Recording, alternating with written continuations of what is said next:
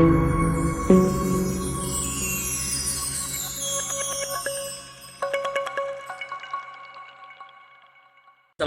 warahmatullahi wabarakatuh. Alhamdulillah, wassalatu wassalamu ala rasulillah.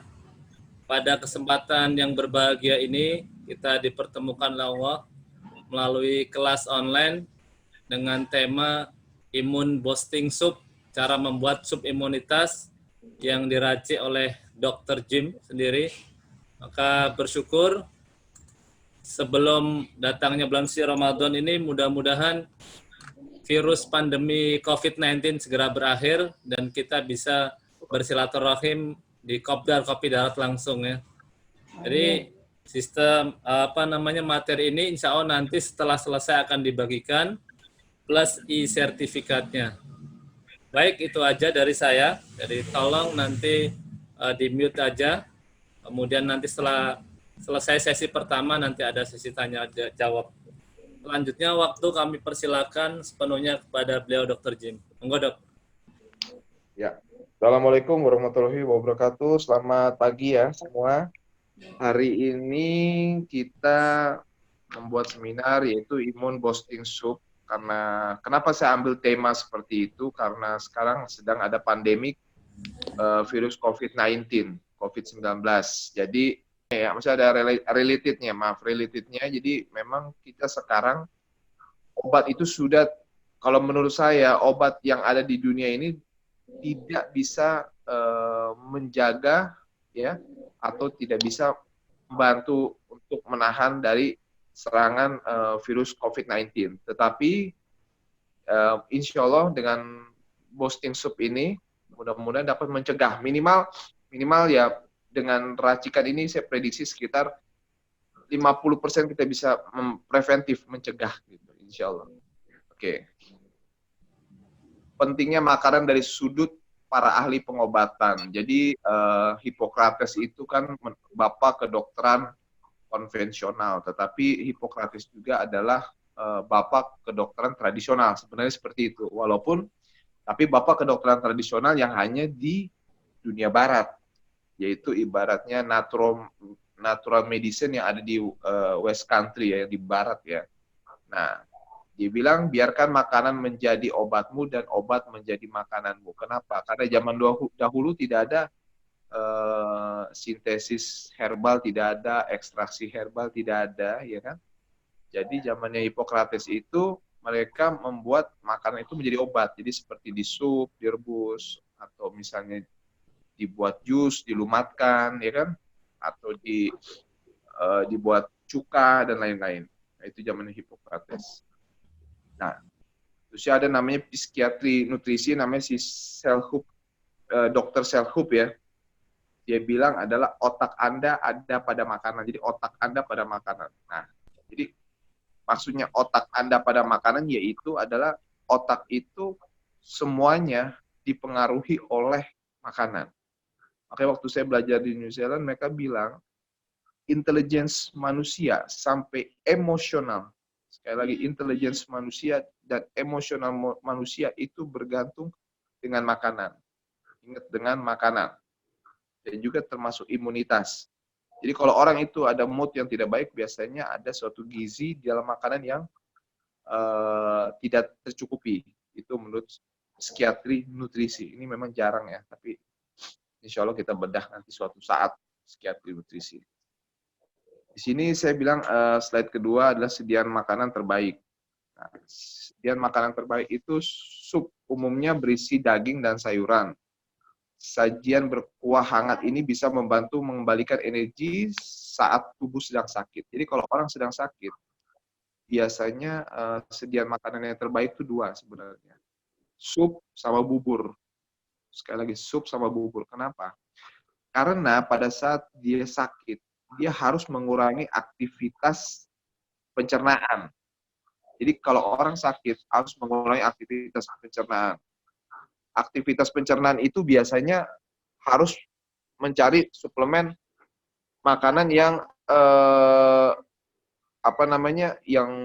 yang lumat, yang encer gitu. Nah, jadi intinya dua, sup dan bubur. Nah, jadi kalau misalnya kita lagi sakit, ya kita lagi sakit contohnya, kita makan nasi, apalagi nasi goreng misalnya, atau nasi perak, atau nasi apa kita makan, itu demam kita akan tinggi. Kenapa? Karena aktivitas usus akan naik. Nah, jadi menurut ilmu kedokteran yang nanti kita akan ciptakan, namanya ilmu kedokteran Tobib, suhu tubuh itu ada di 2 tempat. Pertama di otak, tulis ya, pertama di otak, kedua di usus atau pencernaan. Ini 2. Suhu itu ada 2. Pertama di otak, kedua di sistem pencernaan. Kalau sistem pernapasan, sistem peredaran darah, tidak, tapi 2 posisi yang terbaik.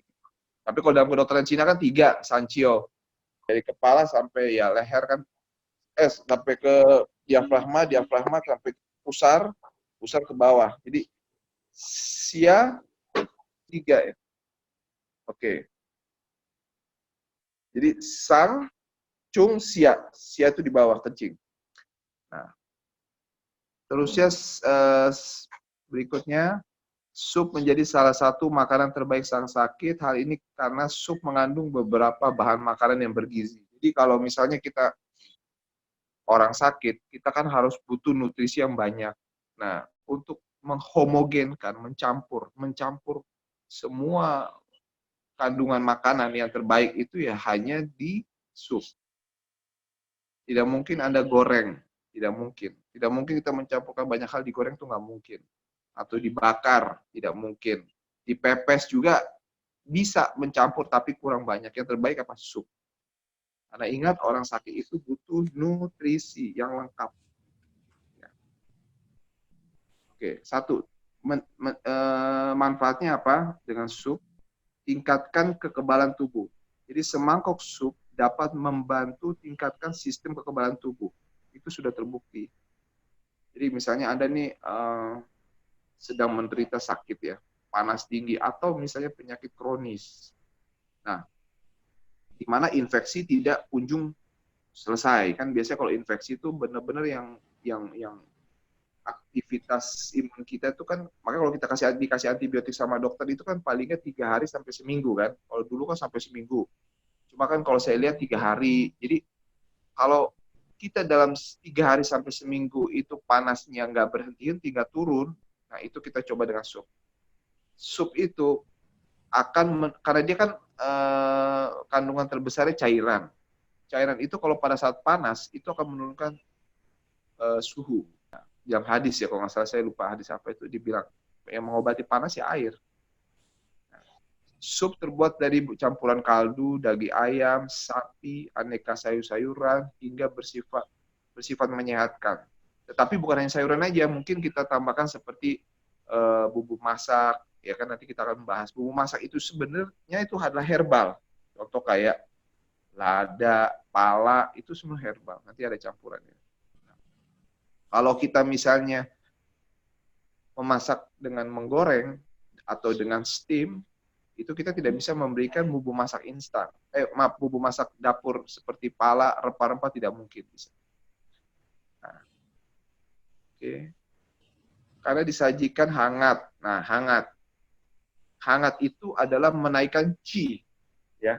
Jadi kalau misalnya begini, dalam ilmu kedokteran Cina, pada saat dia terjadi pingsan atau shock ya, atau pingsan, itu biasanya akan terjadi penurunan energi yang dengan drastis. Ingat, energi yang dengan drastis. Disitulah kita butuh hangat. Contoh nih, kita lihat kan di COVID-19 banyak orang lagi jalan tiba-tiba ambruk, jatuh di jalan. Nah itu biasanya karena yangnya drop tiba-tiba, jatuh dia punya yang.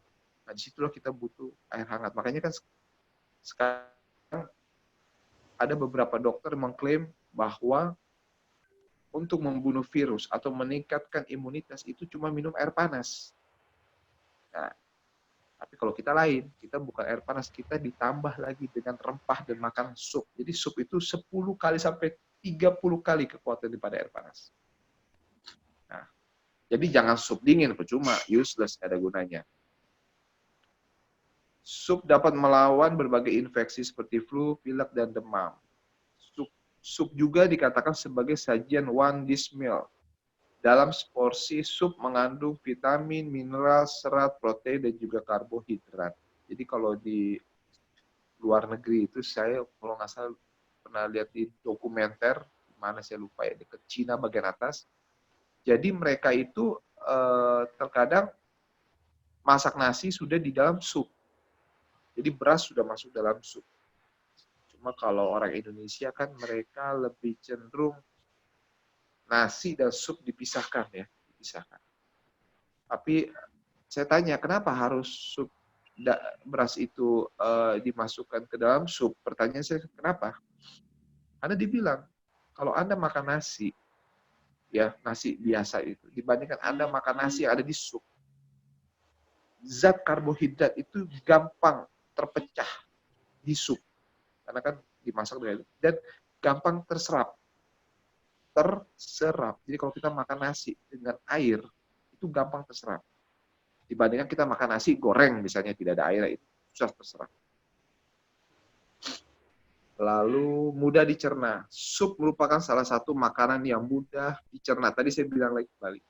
Kenapa nasi itu taruh di sup? Karena mudah dicerna.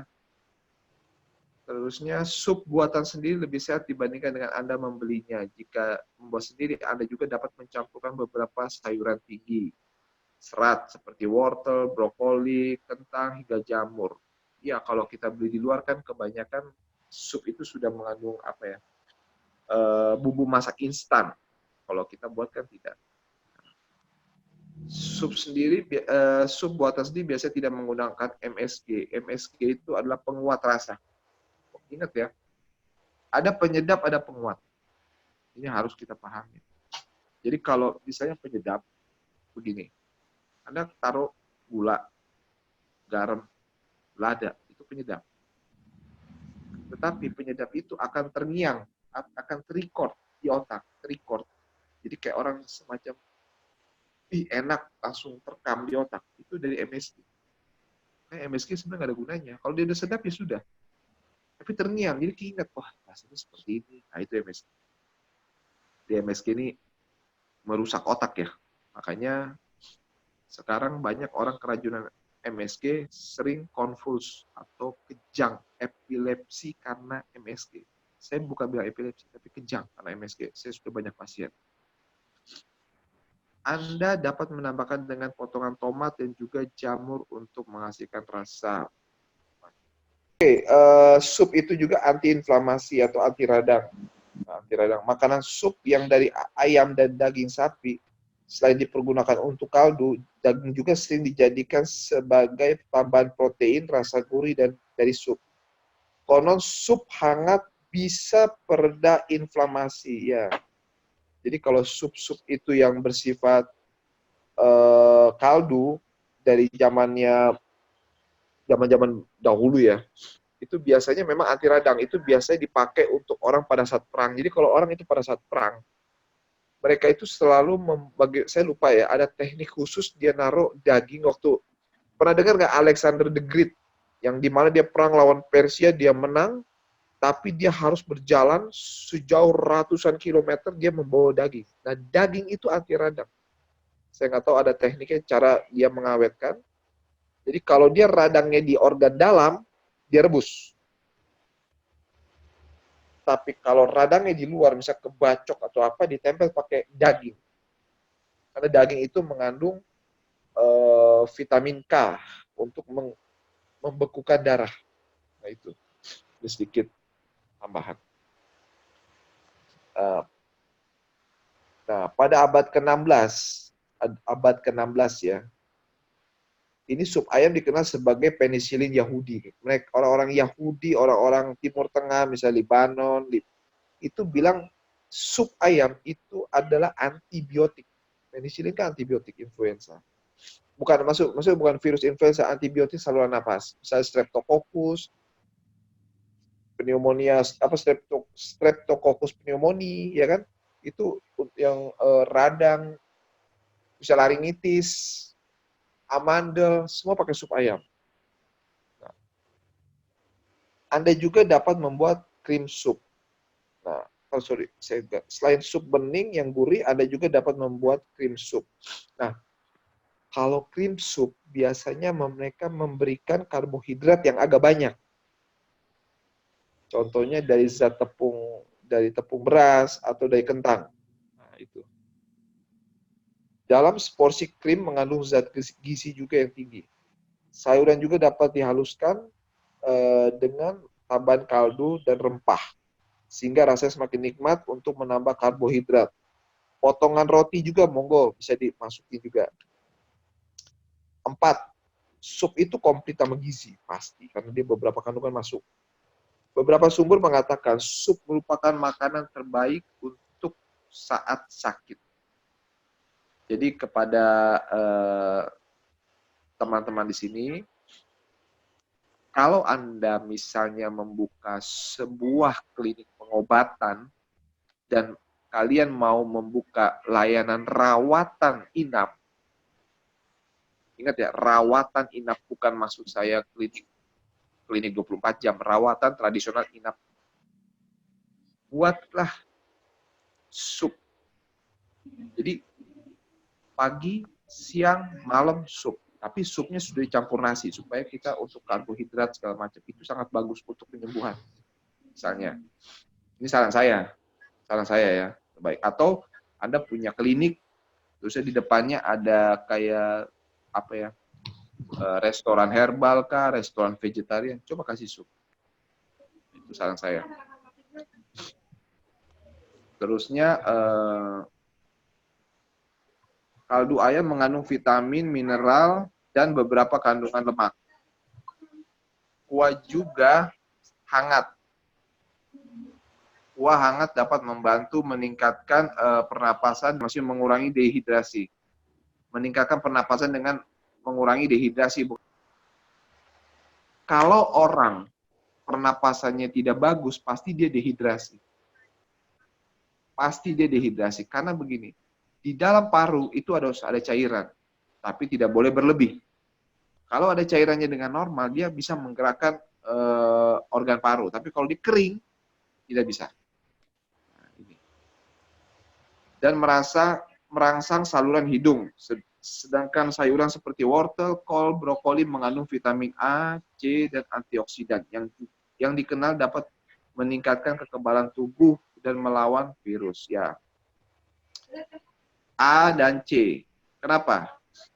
Karena vitamin A dan C itu sebenarnya adalah dua vitamin yang berguna untuk antioksidan, anti radikal, antibakteri, dan antivirus.